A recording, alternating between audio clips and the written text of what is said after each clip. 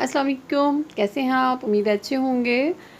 कभी कभी ऐसे होता है कि पुदीना और धनिया जो बहुत ही आम सी मामूली सी चीज़ है, ये आसानी से नहीं मिलता। कुछ डिशेस ऐसी हैं जिनमें पुदीना या हरा धनिया जो है उसकी बहुत ज़रूरत पड़ती है। तो मैं आपको इसके लिए महफूज करने के लिए बहुत ही सिंपल तरीका बताती हूँ जो मैं ख़ुद इस्तेमाल करती हूँ।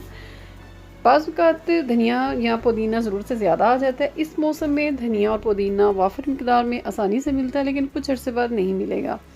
तो मैं इनके लिए अख़बार से लिफ़ाफ़े बना के उसमें स्टोरेज करती हूँ इनकी। तो वही तरीका मैं आपको बताऊँगी। ये देखें, पुदीना साफ़ करने के बाद आप एक अख़बार लें और बड़ा ही सिंपल तरीका है उसका। ये एक संडे मैगज़ीन है, उसका एक पेज मैंने काटा है और ये देखें, आप इसको दरमियान से फ़ोल्ड करें और इसके ऊपर स्टेपलर के साथ चाहें तो स्टेपल कर लें और चाहें तो टेप लगा लें। ये देखिए, मैंने भी इसके ऊपर टेप लगा दी है। दरमियान में से अब एक साइड से इसको खुला छोड़ देना है और एक साइड से इसको बंद कर लेना है। ये देखें, इस तरह इसको फ़ोल्ड करें एक दफ़ा, फिर इसको खोलें और पहले इसका हाफ़ फ़ोल्ड करें, फिर उसके बाद अब ये एयर टाइट हो जाएगा। इसमें उसका हवा नहीं जाएगी।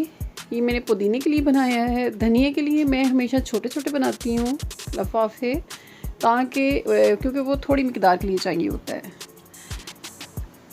ये देखिए जनाब, बहुत अच्छा सा ये बन गया।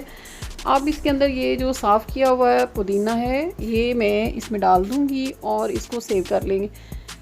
इन दिनों में अगर बारिश ना हो रही हो तो आप पुदीना, धनिया या आपने जो भी चीज़ महफूज करनी हो हरे पत्तों वाली, आप उसको धो के धूप में खुशक कर लें या साए में पंखे के नीचे उन्हें खुशक कर लें। खुशक हो जाए तो फिर उन्हें पैक कर लें। इस तरह देखिए, ऊपर भी टेप लगा दें या स्टेपलर के साथ स्टेपल कर लें। ये बहुत ही सिंपल तरीका है। ये आसानी से आप कम से कम इसको 15 दिन, ये बहुत ही फ्रेश हालत में होता है। उसके बाद आप इसे चाहें तो लंबे अरसे के लिए भी इस्तेमाल कर सकते हैं, लेकिन अमूमन ये बरसात के दिनों में, जो आपके अब बरसात का सीज़न स्टार्ट हो रहा है, तो इसमें ये ख़राब हो सकता है। ये जनाब देखिए, हवा इसकी निकल गई, बहुत अच्छा है। अब ये धनिया की गट्ठी को साफ़ किया। उसके बाद अगर ऑमलेट वगैरह या सालन के लिए आपको चाहिए धनिया, तो उसको छोटा-छोटा काटें। और वैसे अगर आपने महफूज करना हो लंबे अरसे के लिए थोड़ा, क्योंकि वो बिल्कुल खुशक हो जाता है, तो उसके सूरत में आप उसको लंबा काट सकती हैं। इस गट्ठी को मैं 2 तरह से काटूँगी, डंडी वाला हिस्सा लंबा-लंबा और जो इसका पत्तों वाला हिस्सा है उसको बारीक हिस्सा जो है उसको एक खाली डब्बा, ये जो कार्टन वगैरह होते हैं, उसमें डाल के फ्रिज में रख दूँगी और जो दूसरे वाला है उसको बाहर रखेंगे। ये मैंने 10 दिन पहले बनाई थी ये वीडियो, इतनी आपको दिखाने के लिए, आपके साथ शेयर करने के लिए।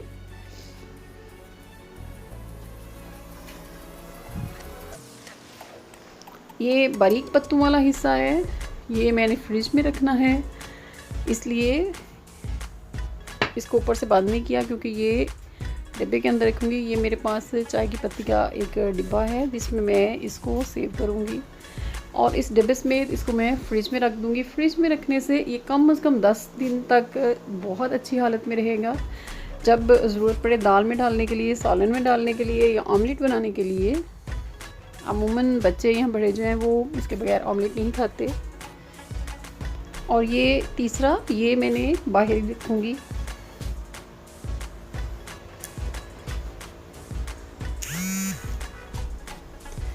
ये आसान सा छोटा सा टिप है और बहुत काम आता है। 10 दिन बाद इसको मैं खोल रही हूँ एग्जैक्टली, और इसको बड़े आराम से ऊपर से मैंने एक तरफ से इसको खोल दिया है ताकि ये मेरा जो लिफाफा है वो ख़राब ना हो और मैं इसको दोबारा इस्तेमाल कर सकूँ। इस तरह कुछ मोटे गत्ते वाले डिब्बे होते हैं, आप चाहें तो उन्हें भी इस मकसद के लिए इस्तेमाल कर सकती हैं। ये दोनों जो थे ये बाहर किचन में मैंने रखे हुए थे। उम्मीद है आज